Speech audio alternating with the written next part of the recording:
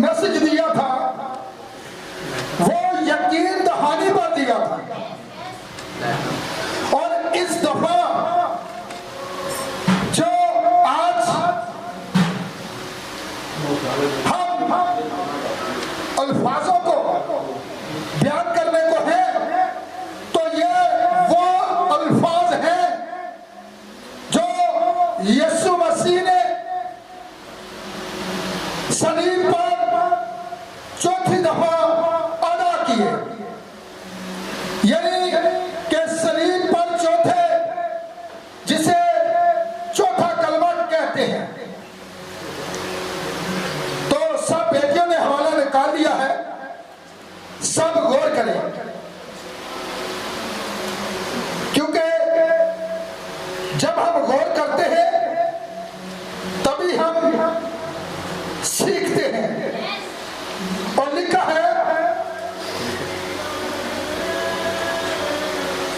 और तीसरे पहर के करीब यीशु ने बड़ी आवाज से चिल्लाकर कहा, एली एली लमा शबक्तनी, यानी आए मेरे खुदा तूने मुझे क्यों छोड़ दिया।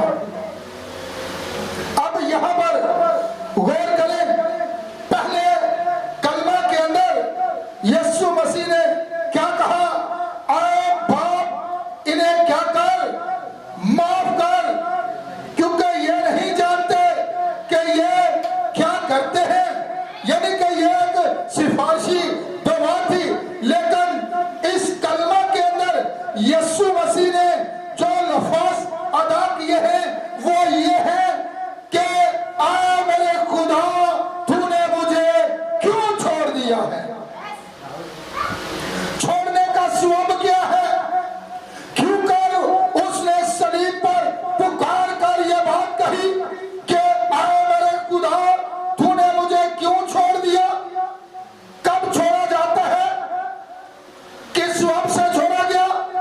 हालांकि यीशु मसीह ने यह बात कही कि जिसने मुझे देखा उसने बाप को देखा, मैं और बाप एक है। लेकिन उसने यह भी कहा कि बाप मुझ में रहकर काम करता है। तो यहां पर आप देखें कि किस तरह यीशु मसीह सलीब पर पुकार रहा है कि आ मेरे खुदा तूने मुझे क्यों छोड़ दिया। क्योंकि यहां पर हम देखते हैं, खुदा ने जब आदम से कलाम किया तो खुदा ने कहा था कि जिस रोज तूने खाया तू मरा। लेकिन जो मददगार खुदा आदम के लिए बनाकर लाया था, उसने दुश्मन की बात को सुना। जब दुश्मन की बात को सुना तो उसी वजह से उन्हें छोड़ दिया गया। हमारा आज का जो अनुमान है वो क्या है? सलीबी 4 का जो अदद है ये किस चीज को ज़ाहिर करता है जी? यीशु मसीह हाथ फैलाए, सलीब के ऊपर 4 कोनों वाली जो सलीब थी, यानी कि शरीयत को उसने पूरा किया। और देखें वो चारों, यानी कि पूरी दुनिया के गवाहों को अपने ऊपर लिए हुए हैं।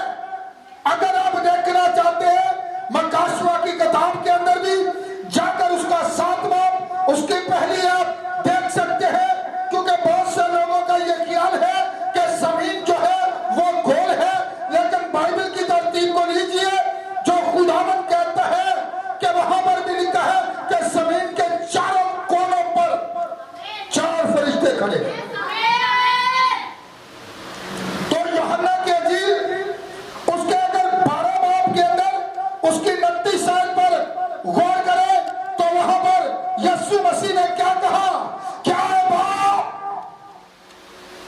आप बैठ जाए, आए बाप क्या कर, अपने नाम को जिलाल दे।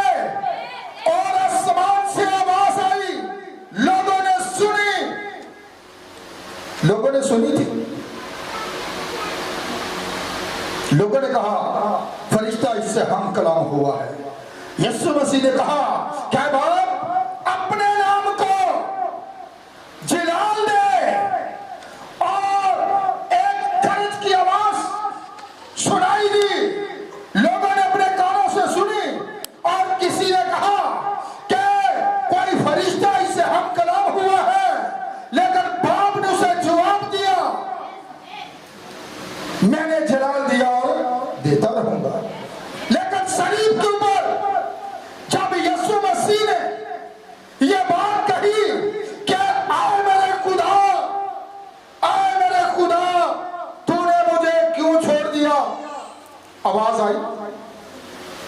गौर करें हवालों पर जरा, यहां पर जवाब मिला, लेकिन फर्क को भी देखे। जो पहले अल्फाज यीशु मसीह ने सलीब पर अदा किया तो उसने बाप का अल्फाज इस्तेमाल किया, लेकिन यहां पर आप देखें कि किस तरह जो है कि खुदा के कलाम के अंदर हमें यह लिखा हुआ मिलता है। क्योंकि अगर मेरा ज्यादा जोर जो है छोड़े जाने पर है, क्योंकि यीशु मसीह ने यह अल्फाज कहां पर कहे हैं, सलीब पर, कि तूने मुझे क्यों छोड़ दिया है। तो फिर आप गौर करें कि किस तरह छोड़ा गया है।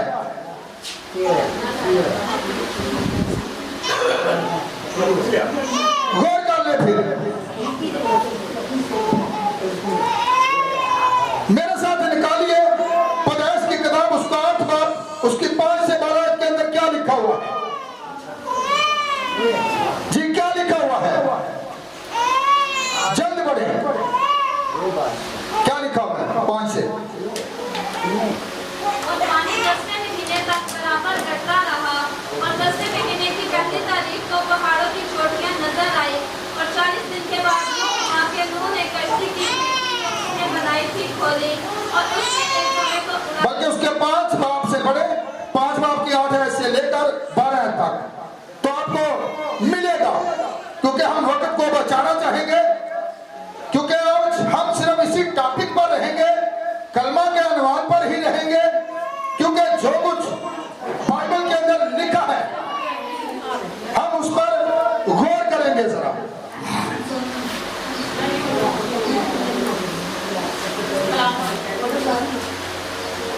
जी पढ़े पढ़े। और शेर की कुल उम्र 912 बरस की हुई तब वो मरा, और अनूस 90 बरस का था जब उसमें किनान पैदा हुआ, और किनान की पैदाइश के बाद अनूस 815 बरस जिंदा रहा, और उसके बेटे बेटियां पैदा हुई। अनूस की कुल उम्र 905 बरस की हुई तब वो मरा, और किनान 70 बरस का था जब उससे पहले एल पैदा हुआ। पहले एल की पैदाइश के बाद किनान 840 बरस जिंदा रहा, और उसके बेटे बेटियां पैदा हुई, और किनान की कुल उम्र 910 बरस की हुई तब मरा। कौन सा 5 बाब पढ़े, कौन सी आप पढ़ी है? तो फिर सुन ले, खुदा के कलाम अक़दस के अंदर लिखा है कि जब हर शख्स जमीन पर अपना तरीका बदल लेता है, तो फिर खुदा जो है इंसान को छोड़ देता है। जब हम अपने तौर तरीकों को आगे रख लेते हैं, खुदा के कलाम को छोड़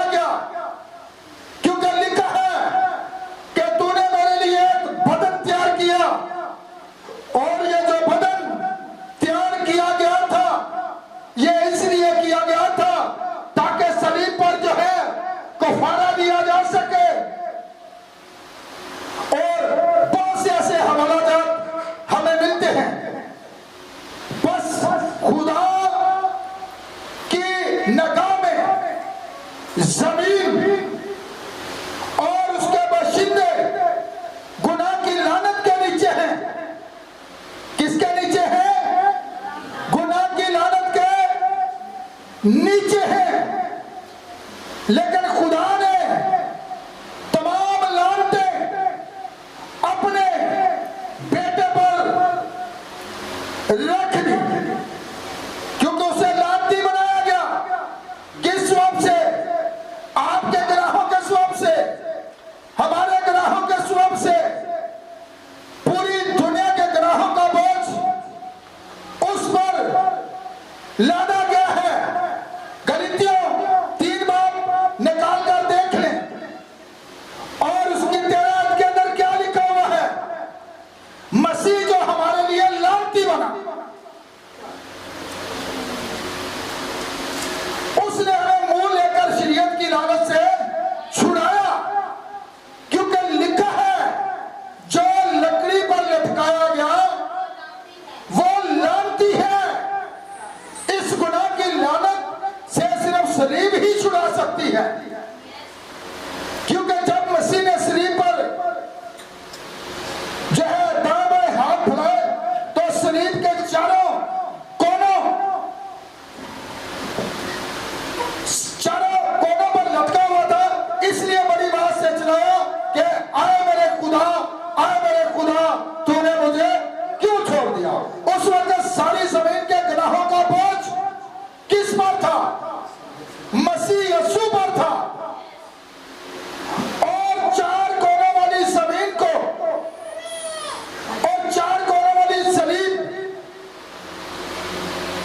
ही बचा सकती है, इसके सिवा और कोई रास्ता नहीं। मसीह के इस कलमे से जाहिर होता है कि खुदा ने उसे छोड़ दिया। बस मसीह खुदा से सवाल करता है कि तूने मुझे क्यों छोड़ दिया। इस वक्त से छोड़ा गया कि पूरी नस्ल इंसानी के गुनाहों का बोझ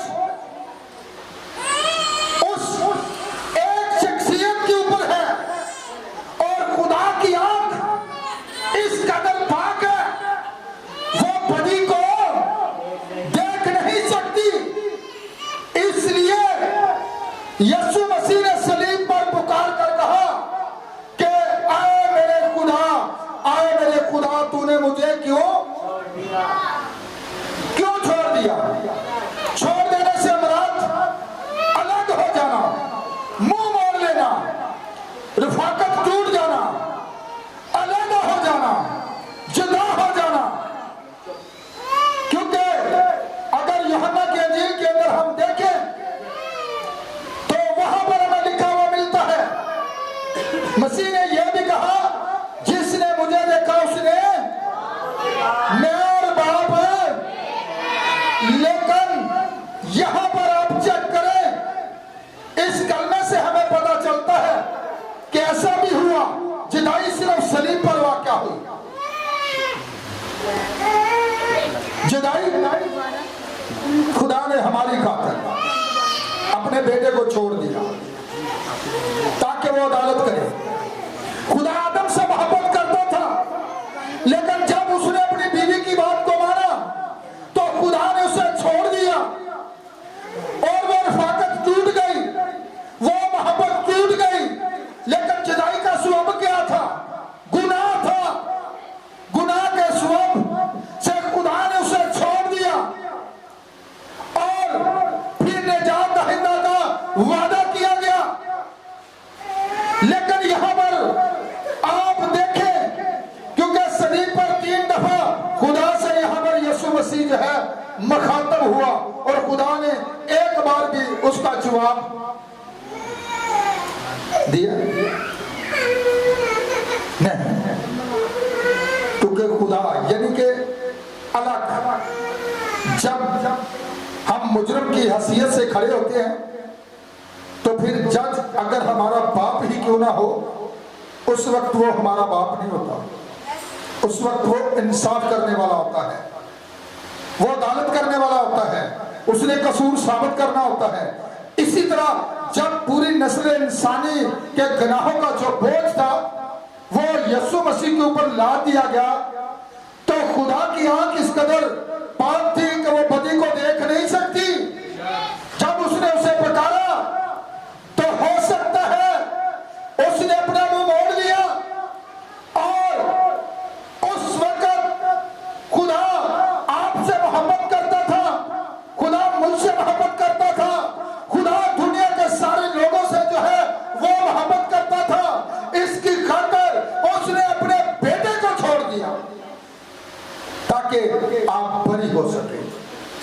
उस वक्त वो अदालत का सामना करता है। आपके गवाह उसके बेटे पर है, इसलिए बेटा उस वक्त अदालत से गुजर रहा है, असियत के अंदर है, दुख के अंदर है, कर्ब की हालत के अंदर है, और वो चिल्ला उठता है कि आए मेरे खुदा, आए मेरे खुदा, तूने मुझे क्यों छोड़ दिया। हम एक और हवाले की तरफ बढ़ेंगे, मेरे साथ जरा निकालें जीमाल की किताब 7 बाब, वहां से देखेंगे छोड़े जाने के तलक से। जी पढ़े 7 बाब की 42 है 42। जी मिल गया, पढ़े वक्त को बचाएं।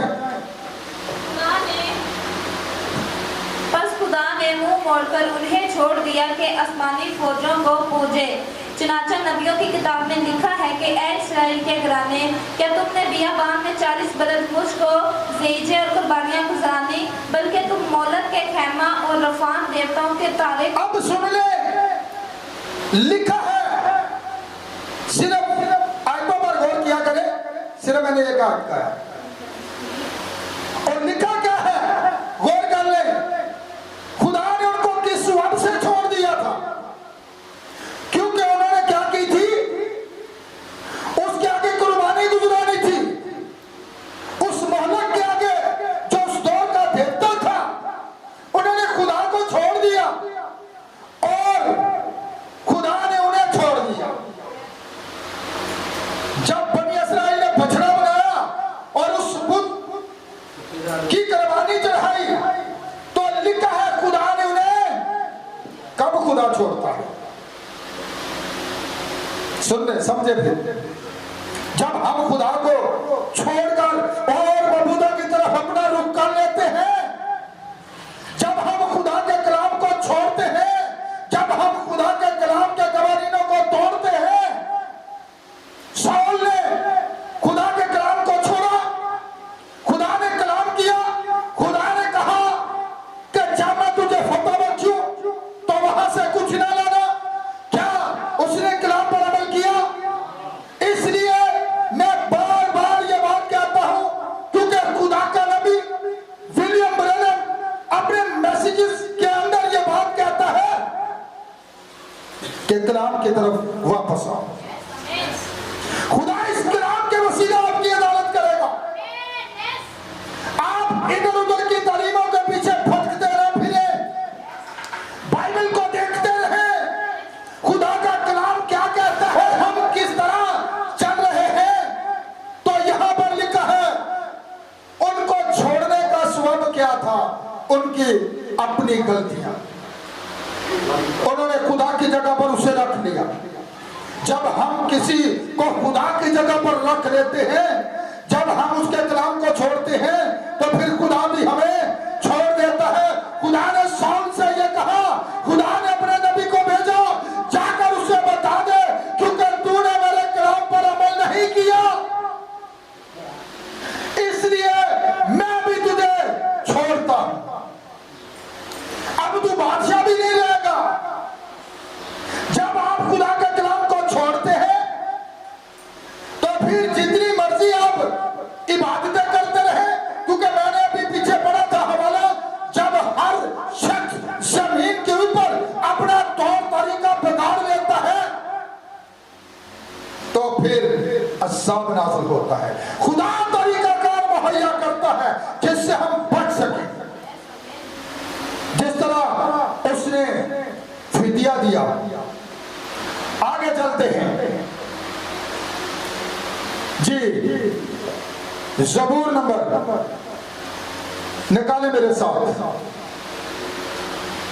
मैं वक्त बचाना चाहूंगा, ये मैसेज बहुत बड़ा हो जाएगा, ठीक है। और लिखा है कि जब जदून से फरिश्ता हम कलाम हुआ, तो उसने भी फरिश्ता से यही शिकायत की। सुन ले कि ज़ात की किताब के अंदर भी हमें यह लिखा हुआ मिलता है, 6 बाब की 13 मैं हवाले छोड़ूंगा, हवाले कम से कम कुछ 30 हवाले हैं। अगर ये 30 हवालों पर बोलते रहे तो ये 2 घंटे का मैसेज हो जाएगा। इसलिए हवाले में शक बाद में लिख लेना, लेकिन किताब की किताब निकाले मेरे साथ।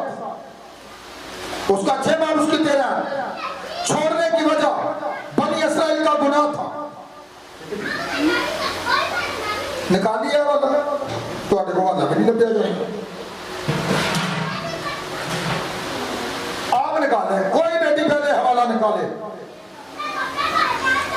जी। क्या लिखा हुआ है? 13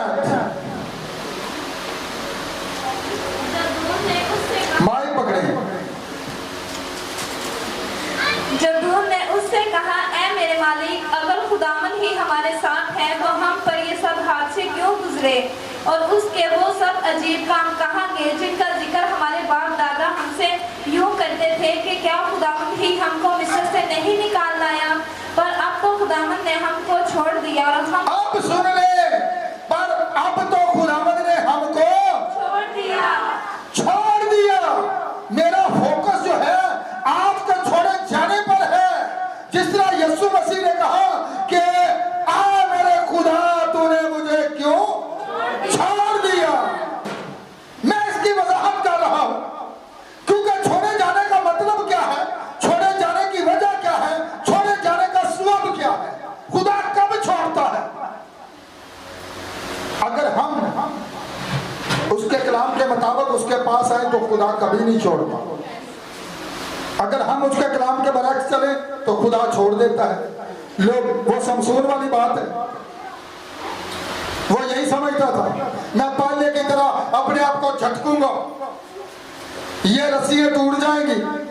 मैंने फाटकों को तोड़ा है, मैंने जंजीरों को तोड़ा है, लेकिन जब खुदा ने उसे मना किया था कि तूने अपना राज किसी को नहीं बताना, खुदा ने कहा, यह खुदा का कलाम था जो खुदा ने शमसून के साथ किया था। तो उसने खुदा के कलाम के बरक्स अमल किया। खुदा ने मना किया था कि तूने किसी को नहीं बताना, फिर उन्हें दस देता। फिर पता की होया, खुदा भी उदे तो लागू। जब उन्हें देखा कि दुश्मन आ गए ने, उठ के अपने आप को चट गया, पर कुछ भी नहीं होया क्योंकि खुदा अलग हो चुका था, खुदा उसे छोड़ चुका था। वजह क्या थी? खुदा के कलाम के बरक्स चलना, खुदा के कलाम को छोड़ना। जब आप खुदा के कलाम को छोड़ते हैं तो खुदा भी जो है वो आपको छोड़ देता है। यह नाफरमानी है और यही सबसे बड़ा गुनाह है कि जब हम खुदा के कलाम को छोड़ते हैं, उस पर बिलीव नहीं करते, उस पर ईमान नहीं रखते, खुदा ने जो बात कही है हम उससे दाएं बाएं क्यों मुड़े। तो खुदा ने छोड़ दिया, खुदा ने भी उसे छोड़ दिया। आज भी बहुत से ऐसे लोग हैं जो ये समझते हैं कि हम अपने तौर तरीकों से इबादतें करते हैं, अपने तौर तरीकों से चलते हैं, अपनी रवायात को आगे रखते हैं, पर खुदा के कलाम को छोड़ते हैं। तो खुदा आप यही समझते हैं कि खुदा हमारे साथ है, पर खुदा आपको छोड़ चुका है। क्यों? खुदा अपने कलाम के अंदर है। ये बात खुदा का नबी कहता है। खुदा कहां पर है? खुदा अपने कलाम पर निगाह करता है। खुदा कहां पर निगाह करता है? अपने कलाम पर। खुदा अपने वादों को देखता रहता है जो उसने इंसान के लिए किए। तो फिर आगे बढ़ते हैं। दूसरी तवारीख 26 बाब उसकी 20 है, जरा निकाल ले, जल्द जल्द वक्त बचाएं जी। उसकी 20 है, क्या लिखा हुआ है?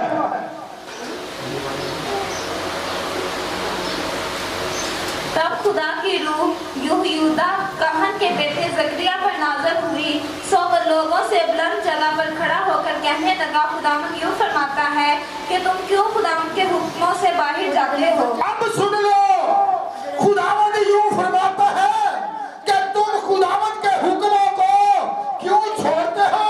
बाहर का मतलब है छोड़ना। अगर तुम खुदा के हुक्मों पर अमल करो, अगर कलाम के अंदर रहो तो तुम महफूज रहोगे। तुम क्यों खुदा के कलाम को छोड़कर, उसके हुक्मों को छोड़कर बाहर जाते हो। आगे यूं खुशहाल नहीं रह सकते, क्योंकि तुमने खुदावंद को छोड़ा है, उसने भी तुमको छोड़ दिया। अब सुन लो वही बात, आए मेरे खुदा तूने मुझे छोड़ दिया। छोड़ने का सबब, जब हम खुदा के कलाम को छोड़ देते हैं तो फिर खुदा भी सानू छोड़ देते हैं। फिर दुखा ते मुसीबतां च फस जाने ਜਦੋਂ ਦੁੱਖਾਂ ਤੇ ਮੁਸੀਬਤਾਂ ਘੇਰ ਲੈਂਦੀਆਂ ਨੇ ਤੇ ਫਿਰ ਅਸੀਂ ਯਿਸੂ ਨੂੰ ਆਵਾਜ਼ਾਂ ਮਾਰਦੇ ਆ। ਜਦੋਂ ਦੁੱਖਾਂ ਤੇ ਮੁਸੀਬਤਾਂ ਸਾਨੂੰ ਚਾਰੋਂ ਪਾਸੇ ਘੇਰ ਲੈਂਦੀਆਂ ਨੇ तो फिर देख ले, मेरे साथ एक और हवाला निकाल ले, दूसरी तवारीख देखे वहां पर हिजकिय्याह बादशाह ने बनी इस्राएल से कहा, तुम अपने बाप दादा और अपने भाइयों की मयंग मत बनो, जिन्होंने खुदावंद अपने बाप दादा की खुदा की नाफरमानी की, यहां तक कि उसने उनको छोड़ दिया। 30 बाप की 7 आयत है। दूसरी तवारीख देख ले, क्यों खुदा ने उन्हें छोड़ा। नाफरमानी की वजह से। जो लोग नाफरमान होते हैं, खुदा जो है उन्हें छोड़ देता है। क्योंकि यीशु मसीह ने क्या कहा था कि जाओ मैं दुनिया का आखिर तक हमेशा तुम्हारे, तो जो असी ਉਹਨੂੰ ਛੱਡ ਦੇਨੇ ਤੇ ਫਿਰ ਜਿੰਨੇ ਮਰਜ਼ੀ ਬਹਿ ਕੇ ਅਸੀਂ ਪ੍ਰਸਤਸ਼ ਕਰੀਏ ਤੇ ਜਿੰਨੇ ਮਰਜ਼ੀ ਗੀਤ ਗਾਈਏ ਤੇ ਜਦੋਂ ਬਾਈਬਲ ਕੁਝ ਹੋਰ ਕਹਿ ਲਈਏ ਤੇ ਅਸੀਂ ਚੱਲ ਕਿਸੇ ਹੋਰ ਤਰੀਕੇ ਦੇ ਨਾਲ ਰਹੇ ਹਾਂ ਤੇ ਫਿਰ ਅਸੀਂ ਕੀ ਕਰਾਂਗੇ। ਫਿਰ ਇਹ ਸਮਸੂਨ ਦੀ ਤਰ੍ਹਾਂ ਸਮਝਾਂ ਕਿ ਖੁਦਾ ਸਾਡੇ ਨਾਲ ਹੀ ਹੈ, लेकिन जब दुश्मन आएगा तो सानू जरगमाल बन के ला देगा, अखा भी कट देगा, तो फिर चक्की पीसनी पड़ेगी। दुश्मन इस तरह कैद करता है। तो फिर गौर करें, यहां पर हिजकिय्याह बादशाह ने यह बात कही, दूसरी तवारीख थी और उसकी 7 आयत थी। जी नहीं है, मिल गया। मैं हवाले बोल रहा हूं, बस आप लिखते जाए या जो भी देखना चाहते हैं देखते जाए, पढ़ने के लिए इतना वक्त नहीं है हमारे पास, ठीक है। क्योंकि अगर हम इन एक एक हवालों पर गौर करते रहे तो यकीनन बहुत ज्यादा वक्त हो जाएगा। क्योंकि यहां पर लिखा है, गौर करें, नाफरमानी खुदा अलग हो जाता है जब हम खुदा की क्या करते हैं तो खुदा जो है वो अलग हो जाता है। जिस तरह पहले शमूएल के अंदर खुदा शाऊल से अलग हो गया था और खुदा उसे उस वक्त छोड़ देता है जब तक गुनाह को दूर ना किया जाए। इसीलिए सूल क्या बढ़ता है, खुदा ने मसीह दिया ताकि वो उसकी अदालत कर सके। उस वक्त वो मुंसिफ है, उस वक्त वो रहम नहीं करेगा जब वो तख्ते अदालत पर होगा। आज वो खुदा रहम से भरा हुआ है, लेकिन लोग कहते हैं कि वो हजारों की तकसीरों को माफ करने वाला खुदा है, लेकिन जब वो तख्ते अदालत पर बैठ गया तो फिर वो मुंसिफ है। फिर सलीब पर रहम नहीं हुआ कि हुआ है। खुदा ने अपने बेटे से, जो उसका अपना बेटा था, स्वभाव क्या था कि पूरी दुनिया के गुनाह उसके ऊपर थे, उन गुनाहों के नीचे वो दबा हुआ है। और पति को खुदा देख नहीं सकता, इसलिए खुदा ने थोड़ी देर अपने मुंह जो है फेर लिया गुनाहों की वजह से। उसकी जिंदगी के अंदर कोई गुनाह नहीं था, वो बेअब था। उसने दावा किया कौन है जो मुझ में गुनाह साबित कर सकता है, लेकिन ये आपके गुनाह थे, ये मेरे गुनाह थे, ये पूरी दुनिया के गुनाह थे जिनके नीचे यीशु मसीह दबा हुआ है। सारा बोझ उसने उठाया हुआ है और वो अदालत का सामना कर रहा है। इसलिए हम जो है बरी हो जाते हैं, क्योंकि दूसरा ग्रंथ निकाले मेरे साथ, उसका 5 बाब, यहां थोड़ा सा हम देखेंगे। ईमान की किताब 3 बाब, उसकी 14 के अंदर भी हमें यह मिलता है, और फिर उसके 13 से 28 आयत के अंदर भी यह बात हमें मिलती है कि खुदा किस तरह, जी निकालिए दूसरा ग्रंथियों, उसका 5 बाब, उसकी 21 आयत से पढ़े। जी जो गुनाह से वाकिफ ना था उसी को उसने हमारे वास्ते गुनाह ठहराया। अब सुन ले, जो गुनाह से वाकिफ ना था उसी को हमारे वास्ते, यह बात रसूल कहता है, हमारे वास्ते उसी को क्या किया गया है? गुनाह ठहराया। क्योंकि किस तरह जब आपके और मेरे गुनाह यीशु मसीह पर थे,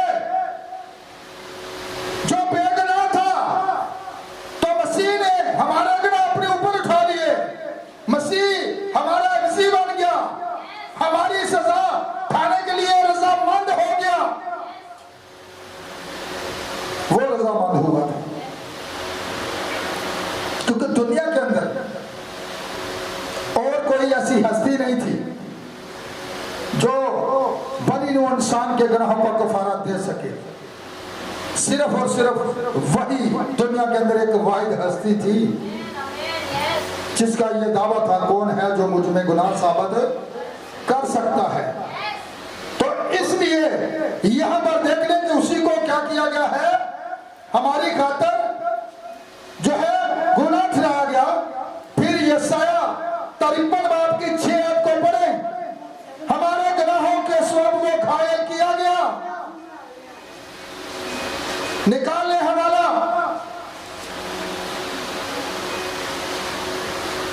जी यशाया 53 बाब की 6 आयत। हम सब बेड़ों की मानिक भटक गए, हम में से हर एक अपनी राह को फिरा, पर खुदावंद ने सबको बदकारी उस पर लाद दी।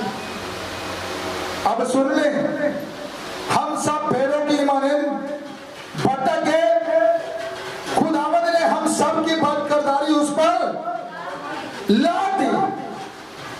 और आगे, वो सताया गया तो भी उसने बर्दाश्त की और मुंह ना खोला। जिस तरह बड़ा जिसे ज़िबा करने को ले जाते हैं और जिस तरह बैल अपने बाल कतरने वालों के सामने बेजुबान है, उसी तरह वो खामोश रहा। और आगे यशाया 53 की 12 के अंदर क्या लिखा हुआ है? इसलिए मैं उसे बुजुर्गों के साथ हिस्सा दूंगा और वो लौट का माल जोरावरों के साथ बांट लेगा, क्योंकि उसने अपनी जान मौत के लिए उंडेल दी और वो खताकारों के साथ शुमार किया गया। आगे, तो भी उसने बहुतों के गुनाह उठा लिए। अब सुन ले, क्योंकि उसने बहुतों के गुनाह वो खताकारों के साथ शुमार किया गया। क्यों किया गया? कि जब पूरी दुनिया के गुनाह उसके ऊपर थे तो अदालत की जा रही है। जब एक बंदे के गुनाह की अदालत होगी तो पता लग जाएगा कि जो पूरी दुनिया के गुनाहों का बोझ एक शख्सियत के उत्ते हुए तो चला उठ जाए, क्या है मेरे खुदा, आए मेरे खुदा तूने मुझे क्यों छोड़ दिया? खुदा का इंसाफ और कहरे शदीद मसीह को छोड़ने की दूसरी वजह खुदा का कहरे शदीद था। खुदा ने मसीह पर नाज़िल किया, लिखा है गुनाह की मजदूरी, गुनाह की मजदूरी क्या है? निकाले मेरे साथ एक और हवाला ताकि आप लोग देख सके। रोमियो 6 बाब की ही आयत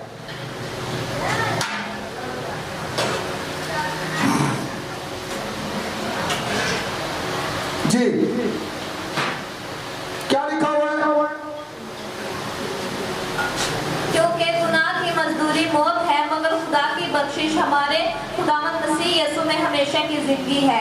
अब सुन ले, अगर मसीह ने हम सब के गुनाह उठा लिए तो उसने सब की सजा भी उठा ली। अगर सारे जहान के गुनाहों की सजा जमा की जाए तो बहुत ज्यादा बनती है। ये सारी सजा खुदा का कहर था जो एक इंसान पर पड़ा लिखा तो उसके कहरे शदीद को कौन बर्दाश्त कर सकता है।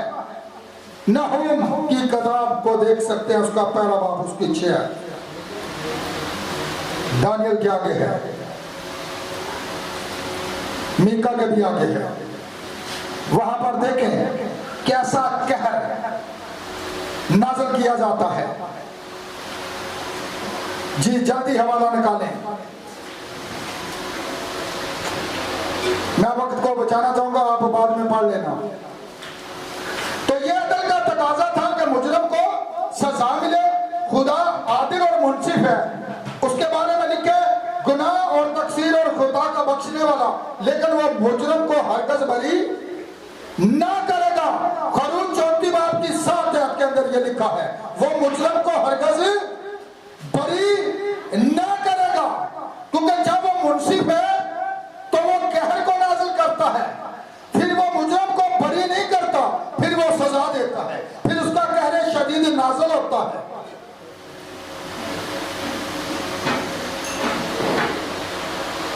मसीह हमारे गुनाह उठाने की वजह से गुनाहगार और मुजरिम जो है ठहराया गया, सताया गया, घायल किया गया, कुचला गया, मार खाई, सताया गया, जुल्म की इंतहा की गई, उसकी जान कुर्बानी के लिए गुजरानी जाएगी। दुख उठाकर वो अपनी जान मौत के लिए ढेल देगा। सब उसकी सजा की तरफ इशारा करते हैं जो मसीह ने हमारे गुनाहों के बदले उठाई।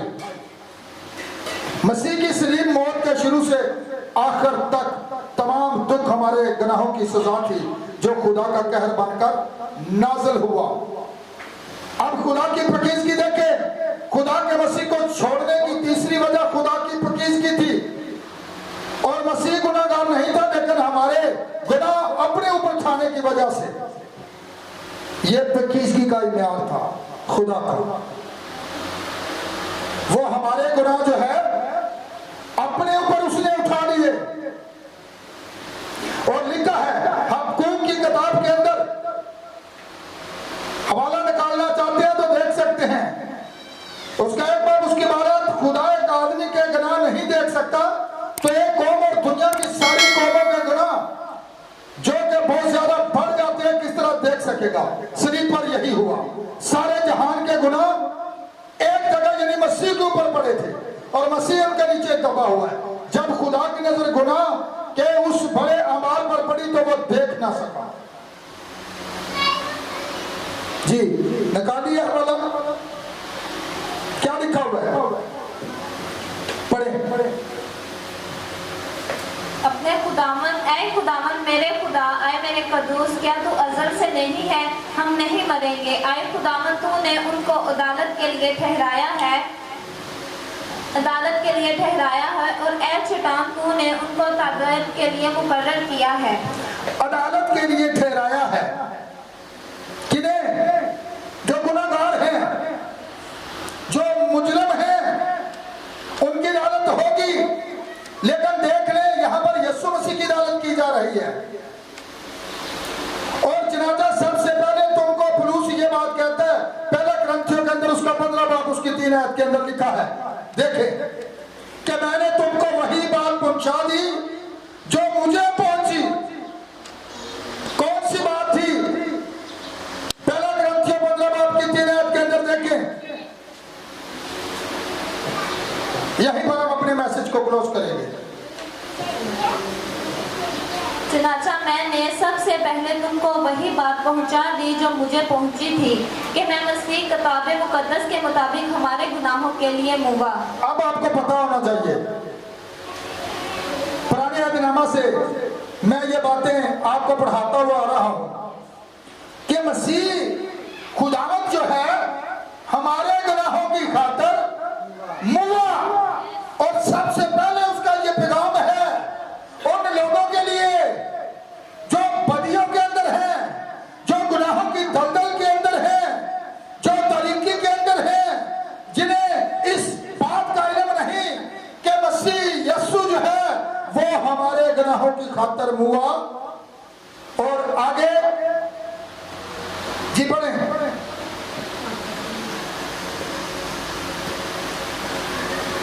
गलितियों 1:4 निकाले।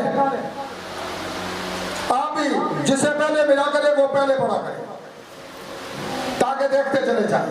इसके बाद पहला तस्सलीकियों उसका 5 बाब उसकी 10 है।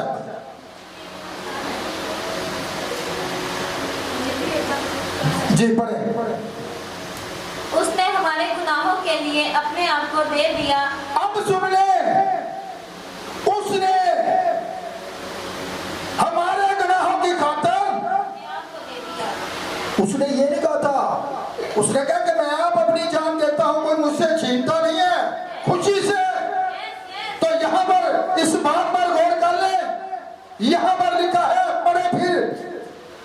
उसी ने हमारे गुनाहों के लिए अपने आप को दे दिया था। उसने हमारे गुनाहों के लिए अपने आप को दे दिया ताकि मैं और आप पाक और साफ हो सके, उसकी जगह पर आ सके, उसके बेटे और बेटियां बन सके।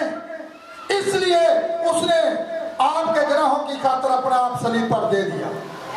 सलीब की शर्मिंदगी जो है महसूस नहीं की, पत्थरों में उड़ाया गया, मारा गया, पीटा गया, लेकिन उसने आपसे वो मोहब्बत करता था, आपकी मोहब्बत के लिए उसने ये सब कुछ बर्दाश्त किया। जी किसने निकाला दूसरा जो बात मैंने बताया था, दूसरा ग्रंथ 5 बाब की 14 और पहला तस्सलीकियों 5 बाब की 10 है। जी अजय तो बड़े सारे वाले, ये अभी सिर्फ चौथे कलमे पर बात हो रही है कि तूने मुझे क्यों छोड़ दिया। छोड़ने की वजह बयान कर रहा हूं कि हजे तुम आते हो जी सत्ता का बयान करो, जो सत्ता को बयान कर लग गया तो फिर 12 घंटे लग जाने, पूरा दिन ही गुजर जाना बयान कर दें। जी क्या लिखा है? क्योंकि मसीह की मोहब्बत हमको मजबूर कर देती है, इसलिए कि हम ये समझते हैं कि जब एक सबके वास्ते मुआ तो सब मर गए। सुन लो, उसकी मोहब्बत, मसीह की मोहब्बत हमें मजबूर कर देती है। एक जो सब के लिए, पूरी दुनिया के लिए, जो कोई भी उस पर ईमान लाएगा, उसके सलीब पर जो सलीबी कफारा दिया गया है उस पर ईमान लाएगा, उसे कबूल करेगा, तो वो दुनिया की तरफ से मर गया है। ते मरदा कौन है? कभी जिंदे भी देखा तो जाके दबाइए, और कोई मरदा तो फिर ही कोई दबड़ जाता है, फिर आने ने मंजी लबो जी, फट्टा लबो जी, कफन लबो जी, सलाबा लबो जी, हैं पादरी लबो जी, सारा कुछ लबन लग पे हैं। पर कोई मरे तो फिर यहां पर लिखा है एक सब की खातिर मर गया। ते जे असी उहदी मोहब्बत इस कदर रसूलां दा इस कदर उससे मोहब्बत करते हैं कि हम दुनिया की तरफ से मर गए हैं। ते हम गीत तो गाते हैं, यहाँ पर भाई इलियास ने कहा था एक बारी ते बेच मसीह दे तेनू मरना है, ते जे मरे ही नहीं कदों मरोगे? जिस्मानी मौत की नहीं गल कर रहा, सुन ले, मसीह में मरना है। रोमियो 6 बाब बाद में आप देख सकते हैं, ठीक है। ये मरना क्या है?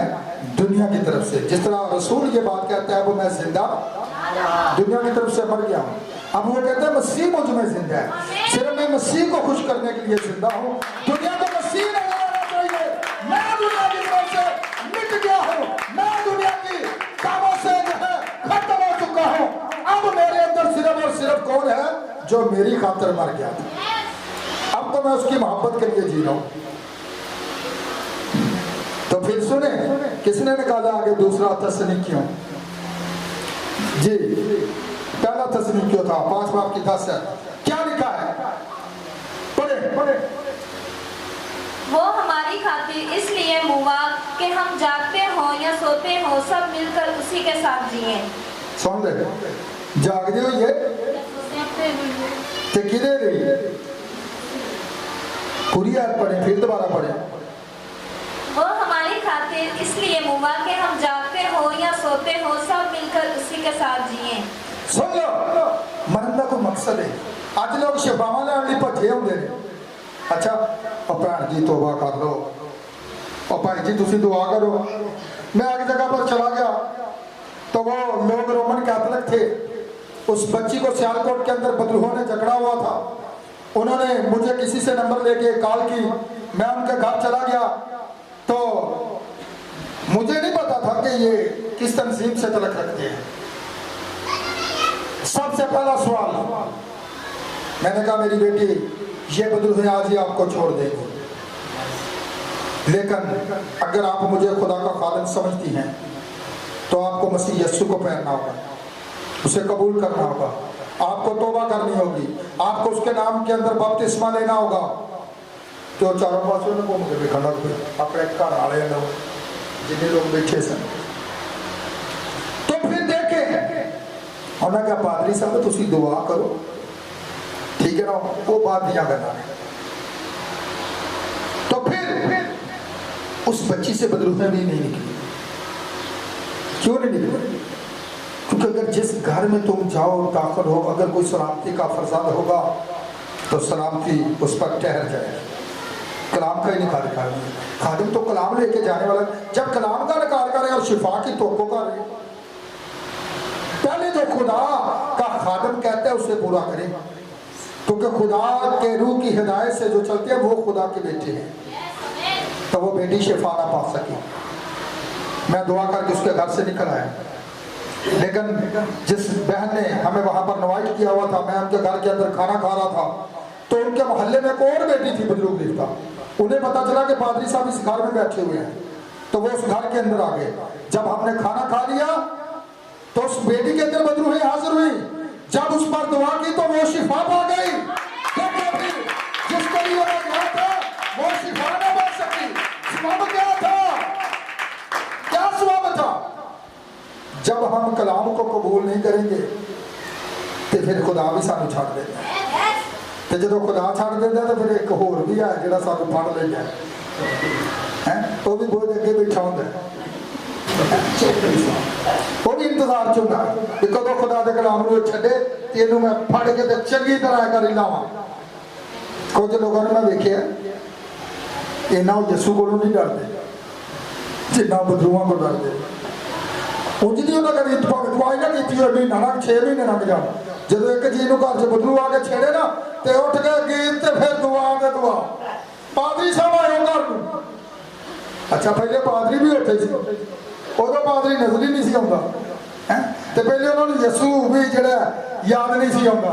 तो जो बदलू फेरा पा ले तो फिर जो बदलू टुर जाते हैं ना तो फिर वो भी सौ जाते हैं। जो फिर स्टार फेरा पाते हैं ना तो फिर अगे यीशु के गीत गाने लग पे। सुन ले यहाँ पर क्या लिखा है, क्या पढ़ा है? सोए या जागे उसी के साथ जिएंगे। अगर वो हमारी खातिर मर चुका है, हमारी जो जिंदगी है ये उसकी अमानत है।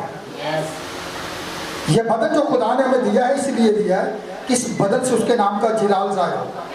लेकिन आज लोगों ने, नशों ने इस कदर लोगों को अंधा कर दिया है, वो इस कदर भटक चुके हैं, वो इस कदर गालियां देते हैं, वो इस कदर स्मोकिंग करते हैं, वो इस कदर बुराई करते हैं, वो इस कदर गलत महफिलों के अंदर चले जाते हैं, वो इस कदर बैठकर खुदा के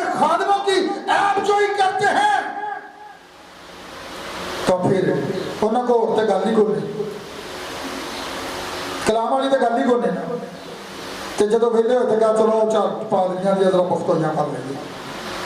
और अक्सर हमारे उस्ताद थे जो कि जिला सरगोदा के अंदर थे, तो वो ये बात कहते थे क्या कि यसू दी लोग मनादी घट करते हैं तो साडी बोधी करते हैं। घर घर च साडा जिक्र होंदा है, जिथे जाणगे साडा जिक्र, जिथे जाणगे साडा जिक्र। भाई तुसी खुदा दी गल लोकां नूं दसो, साडे ते ना जिक्र, साडी ते मनादी ना करो, वो यसू दी मनादी करो। तो फिर सुन ले, जिए या हम मरे, सोए या जागे, हम उसी के हैं। उसने सलीब पर आपको अपना कीमती लहू बहाकर खरीद लिया है। आप कोई आम लोग नहीं है। लिखा है उसके बेटे यीशु का लहू आपको हर गुनाह से पाक करता है, उसका लहू पाक करता है। अगर वो मर गया है तो वो आज आपको भी दावत देता है कि मेरे साथ मरेंगे नहीं। रोमियो 6 बाब को देख सकते हैं, पहली आयत को देख सकते हैं। सुन ले, पहला काम होंगे मरना, ते जिन्नी देर कोई मरे ना उन्हें दफनाया नहीं जा सकता। जब मरेगा फिर उन्हें दफन किया जाता है। जी पढ़ लें, क्या लिखा हुआ है? क्या तुम नहीं जानते कि हम जितना ने मसीह यीशु में शामिल होने का बपतिस्मा लिया तो उसकी मौत में शामिल होने का मरना, हम जितनों ने वो किधर आज बपतिस्मा लिया? यीशु ने। इंजी लिखा है सारे नहीं बाइबल। मेरे को किसी मिशन की बाइबल को नहीं है कि मैं कमा फलाना मेरा चेयरमैन नहीं बनता। चेयरमैन ना तो यीशु क्या इस लीम से लटका दो, यदि तलीम कितों दी है? साढ़े बाइबल कॉलेज तो सिख के नहीं आया, असं इनू रद्द करने। ये तो लोगों को गुमराह की बैठे जो पढ़ लोग ने 6-7 पिछे ला के आंदा जी मैं समान का की बादशाह इन्हें गुमराह किया। अपनी भी पैदाइश ठीक है, यीशु आते हैं। कौन आते हैं? उस दौर के जोड़े आलम से जिन्होंने अपनी PhD से बड़ा मान से, जिन्होंने अपने बाइबल कॉलेजों के उत्ते बड़ा मान से, जिथे बड़े बड़े सहाय पढ़ने वाले लोग सन, ते जेडे मछलियां फड़न वाले हैं साडे वर्गे कम पढ़े लिखे लोग हैं, और जिन्होंने बाइबल पढ़नी भी नहीं सी आती, जिन्होंने अपना नाम लिखना भी नहीं सी आता, उन्होंने पहचान लिया कि यीशु है। ते जेडे अपने किताबां दे उत्ते घमंड करी बैठे सन, वो ऐसे घमंड ते जरूर किए लेकिन यीशु को पहचान ना सके। क्यों ना पहचान सके? अपने तकब्बर में थे, अपने घमंड में थे, अपने गरूर में थे। तो आते हैं क्या इन्होंने सहाय पढ़े, इन्होंने कड़िया किताबा पढ़िया ने, इतने पढ़ लोग पिछे पिछे टुरे फिरते हैं जिन्होंने कोई पता ही नहीं। तो कलाम में लिखा है छोटे गले मत डर क्योंकि मेरे बाप को पसंद आया कि बादशाही तुझे। ये बातें उसने अक्लमंद जो अपने आप को बड़े धना समझते हैं, जो अपने आप को बड़े धना समझते हैं, उनसे छुपाई है और बच्चों पर जाहिर की है। बच्चे कड़े ने जिन्होंने दुनिया कूड़ा क्रिकेट समझ, दुनिया के बेवकूफा ने चुन लिया, दुनिया के अहमका ने चुन लिया ताकि धना शर्मिंदा करे। तो फिर सुन ले, अगर यीशु मसीह आपकी खातर सलीब पर जो है उसने ये अल्फाज कहे, क्या मेरे खुदा, आए मेरे खुदा तूने मुझे क्यों छोड़ दिया है, तो वो आपके गुनाहों के स्वभाव से और मेरे गुनाहों के स्वभाव से खुदा ने उसकी अदालत की, इस स्वभाव से छोड़ा गया ताकि अदालत का तकाजा पूरा हो सके। इसलिए खुदा उस वक्त आपको छोड़ता है जब आप उसके कलाम को छोड़ते हैं, और आप कोशिश करें कभी खुदा के कलाम को ना छोड़ें बल्कि कलाम को पूरा करें। क्या पढ़ा था? जो ईमान लाए पढ़े आगे, हम जितनों ने कबूल किया बस मौत में शामिल होने के बपतिस्मा के वसीला से हम उसके साथ दफन हुए ताकि जिस तरह मसीह बाप के जलाल के वसीला से मुर्दों में से जलाया गया, उसी तरह हम भी नई जिंदगी में चले। पहले तो दफन होना पेगा तो फिर जिंदा होंगे, मरांगे दफन होवांगे फिर जीना। दफन होना पानी चाहिए, जब हम पानी के अंदर जाते हैं ये दफन होना है, दुनिया की तरफ से मर गए, ये ऐलान होता है कि अब मैं दुनिया का नहीं हूँ, अब मैंने खुदा को कबूल कर लिया है। इसलिए आज आप अपने आप को चेक करें, जिस तरह उसने आपसे मोहब्बत की, उस शर्मिंदगी को महसूस नहीं किया, उसके ऊपर थूका गया है, थप्पड़ मारे गए, कोड़े बरसाए गए, लेकिन उसने शर्मिंदगी महसूस नहीं की। लेकिन आज हम उसके खून खरीदे हुए लोग हैं। अगर जिन लोगों ने अपना आप उसे अभी तक नहीं दिया तो कोशिश करें कि आप लोग तैयार हो जाए। यीशु मसीह की आमद की घड़ी भी सर पर है। आज का मेरा ये मैसेज नहीं है कि हम किस तरह से लोगों की कॉपी करें। आज लोग एक दूसरे की कॉपी करते हैं, बल्कि हम मसीह यीशु की कॉपी करें। ठीक है, जिस तरह उसने परवाह नहीं की, आपके ऊपर हंसा जाता है, ठट्ठों में उड़ाया जाता है, लोग आप पर तंज करते हैं, आप उनके लिए मोहब्बत से उनके लिए दुआ करते रहे, उनके लिए बरकत चाहते रहे। जो लोग आपको बुरा भला कहते हैं उनके लिए दुआ करते रहे। और खुदा की बेटों की ये खसूसियात है, ये बाइबल का हुक्म है। और इसी तरह हमने क्या करना है, अपने गुनाहों की तरफ से मरना है और मसीह यीशु में जिंदा होना है। आए हम अपने सरों को झुकाएं और दुआ करें।